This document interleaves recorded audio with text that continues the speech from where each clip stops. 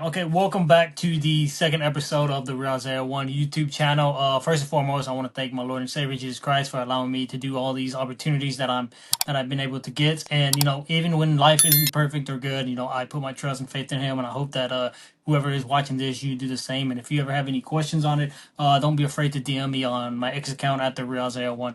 But without further ado, I do have another special guest, Manchester United, former Manchester United academy player. Was it Lars? Lawrence. Lawrence, Lee Lawrence, I'm sorry, and former Manchester United academy player. I joined the club at age 9, and I did a little bit of research for on your background. I know you joined the club at age 9. Lee, I know you're a busy guy. Welcome to the show. Nah, thanks for having me, mate. Pleasure to be on. I know you did a podcast with one of my good friends a couple of weeks ago, Phil, who obviously has put us in touch. Phil's a great guy. I've known him a long time. Listened to a bit of the podcast, really enjoyed what you did with him, and I'm glad to be on the show with you, mate.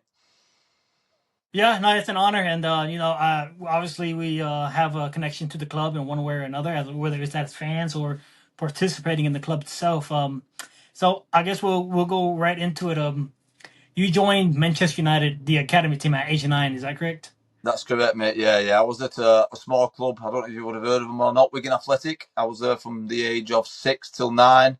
But growing up, I was always a United supporter. Obviously, what happened were obviously in England, the scouts used to come and watch the younger kids play Saturdays and Sundays, and they used to follow you from there. So when the opportunity come knocking for me to go for a trial at 9 year old at United, it was a no brainer, really.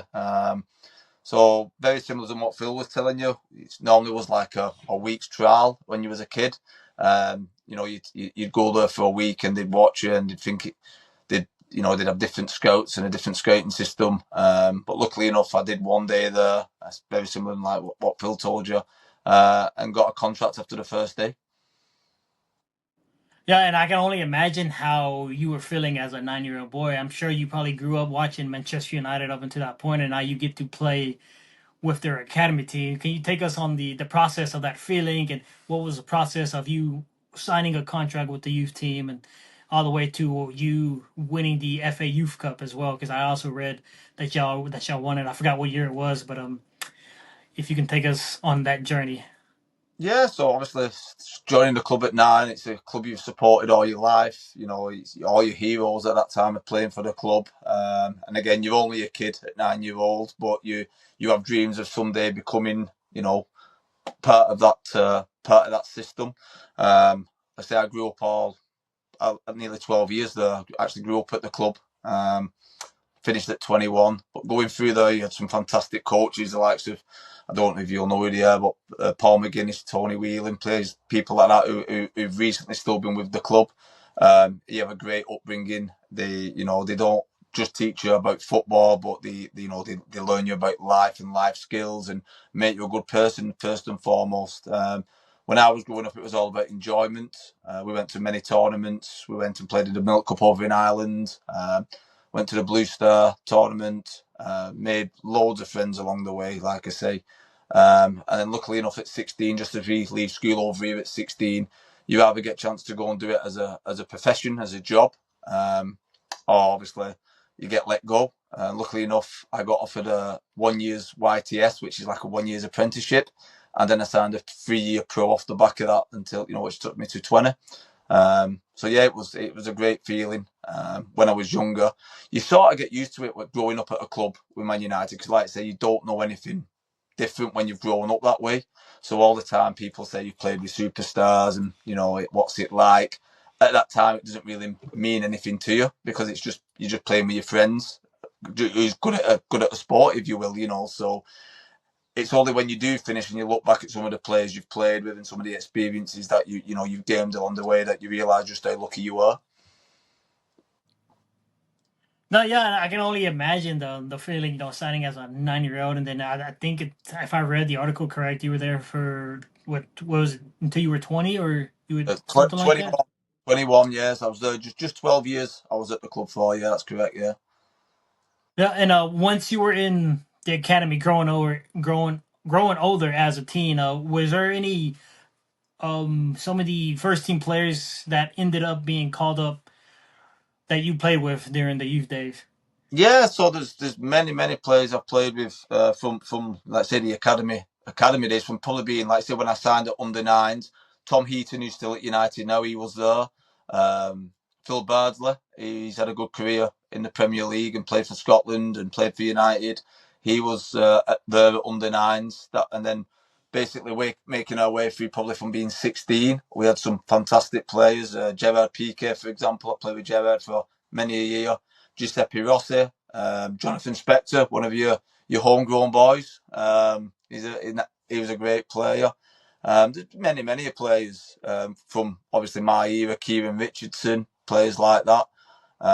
We was all part of the 2003 squad what won the FA Youth Cup, and they've gone on to have absolutely fantastic careers in the game. And then you fast forward when you say you get into like 19, 20, got my first team squad number that time, which just won the FA Youth Cup, went out on loan to Shrewsbury Town, gained a little bit of first team experience there, come back, got my first team squad number, and then he was in the mix with the likes of, played with Roy Keane, Paul Scholes, and Ronaldo, Rooney, and that kind of setup. So yeah, when you look back, some of the teams and some of the players I have played in have been absolute legends, and it's a pleasure looking back that I had the chance to play with them. And how was, I guess, that like playing alongside some of those players that went on to do like a Ronaldo kind of career he had, or Rooney, Scholes, Keane, and so on. It's at the time, like I mentioned a little earlier, you don't really necessarily appreciate what you had because it was just normal. If that makes sense. At the end of the day, we're all probably just lads who's probably had a bit of an upbringing where we've not had much in life, and we've just the only thing we had growing up was to play sport. Obviously, over here, the vast majority of lads growing up play football, and we all just realised we're just normal lads what are good at doing something. And at that time, we were just good at doing a sport, so we all had that in common. Um, like I say, a lot of people, they worship players and they think, oh, the superstars at the end of the day were realistically, none of us looked at ourselves that way. I'm sure, like I say, Beckham's, Giggs's, Scholes's, Ronaldo's even, they'll still not see themselves as that kind of person. They'll just see themselves as someone who's had a humble upbringing, who was good at something and excelled in the given sport. It's like I say, but you look back now and you think, wow, it was great to play with them. It's memories you'll have for life, really. Yeah, and that's a lot of thing that people don't take into consideration is at the end of the day it is like your career, your job, so you're not looking at them as oh uh, you're a superstar. I can't believe it. You're just going about your day, and once it's all said and done, like you said earlier, then you look back and say, "Dang, this is what I did," and regardless of how it ended, or how early it ended, or how late it ended, or whatever, you had the opportunity to do those things, and at the end of the day, I think most players are going to be grateful, and I'm sure you are as well, because not everybody gets to say, they played for the Manchester United academy team at the age of 9, especially. And so you say you went to Shrewsbury Town.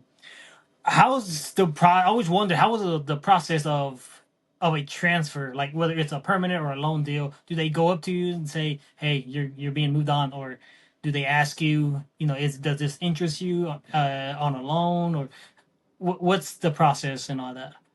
So at the time, I didn't really get an option, if I'm being honest. I went into the gaffer's office at the time, Sir Alex Ferguson. Like I say, we was young and we just won the FA Youth Cup, and they really the lads really kept on at that time. There was obviously wanting to blood them into first team action.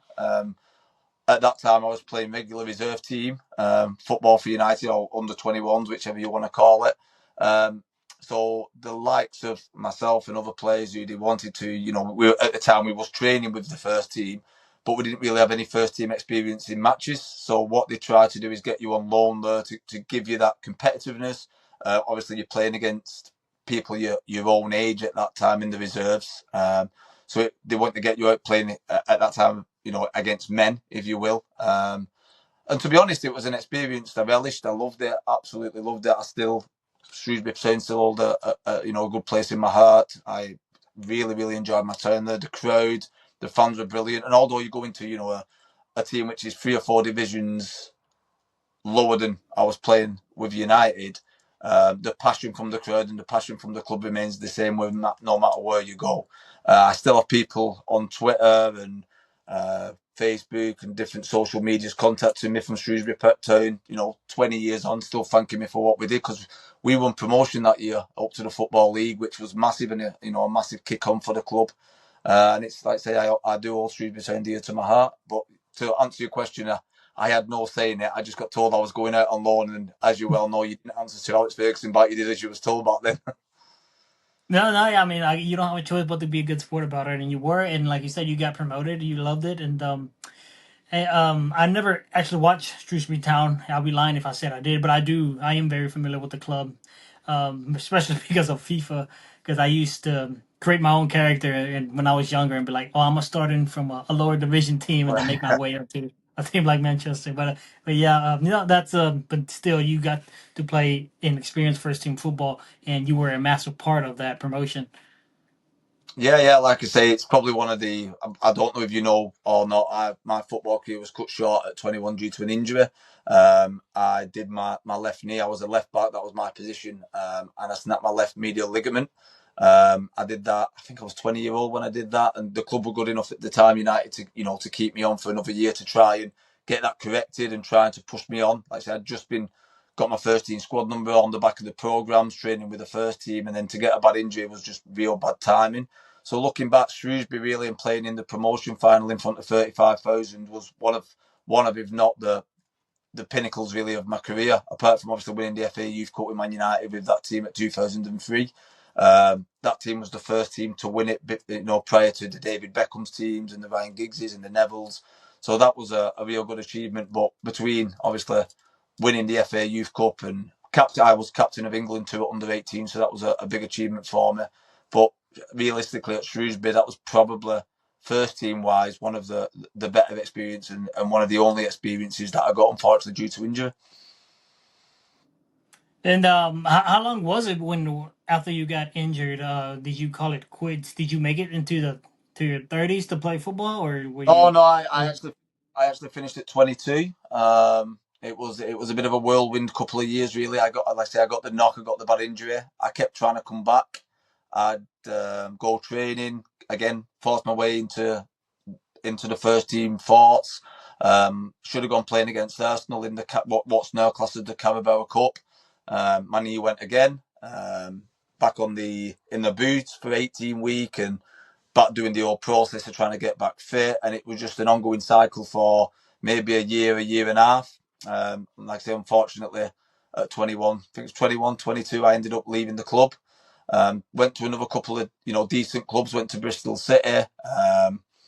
Didn't work out there. Did my knee again. Went down, dropped to a couple of lower league clubs like Fleetwood, places like that.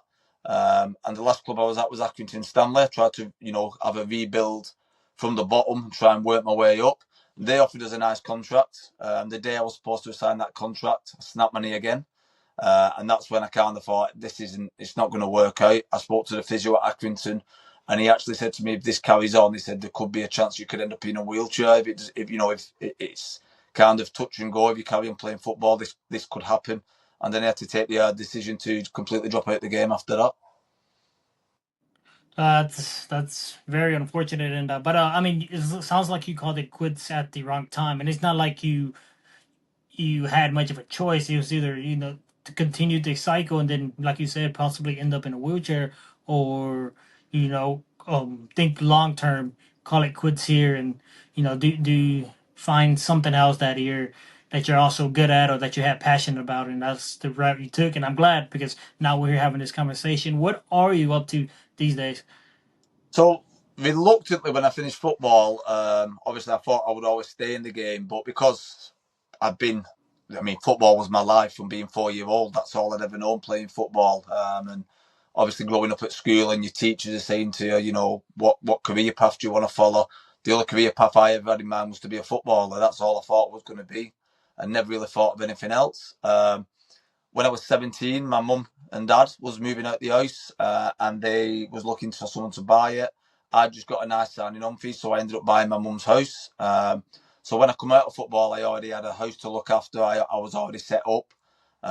So as it stood, I didn't know what to do. I had options to go to America itself and to go coaching over in America, which very stupidly I declined because of my house at the time. I was young and silly and wasn't really using my brain.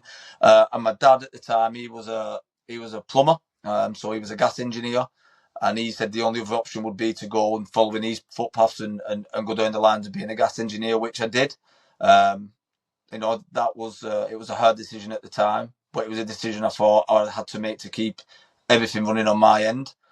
Fortunately, that career path did okay for me. I ended up getting my own business. I've worked as a gas engineer for the last 20 years or so, and just recently now I've just give up my own business and I've gone doing a managerial role for a gas company local to where I live. I enjoy doing that. I've look after about 20, 30 teams, and that is what I'm doing at this present moment. Okay, well, no, all that is great. I mean, we all have things, I guess, that happen for a reason or that we don't know, especially at that time, especially when you wanted football to be everything. But the Lord has something else for you to do. And did you ever think about coaching? Or do you coach here and there or? I have coached. I have coached. Yeah, I've done a bit of local coaching. Like I said, I did have the opportunity when I finished to go and coach in Boston, over in America. Again, very very stupidly declined it. I Yeah, got off right. getting my visa, and I didn't take it. And I look back now, which I think what a silly mistake that was. Really, But yeah, I've done a little bit of local coaching.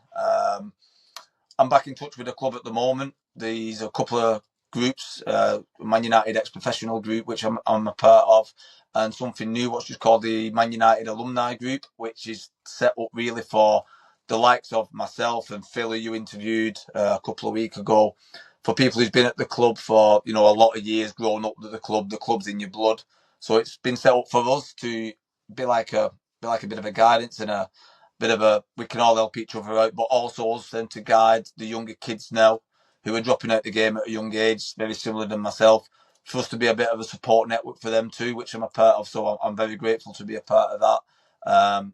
And that could lead on to different things, i.e. within the club as coaching roles and things. I do have my level 2. I'm a long way off if I want to do it as a job or get serious about it.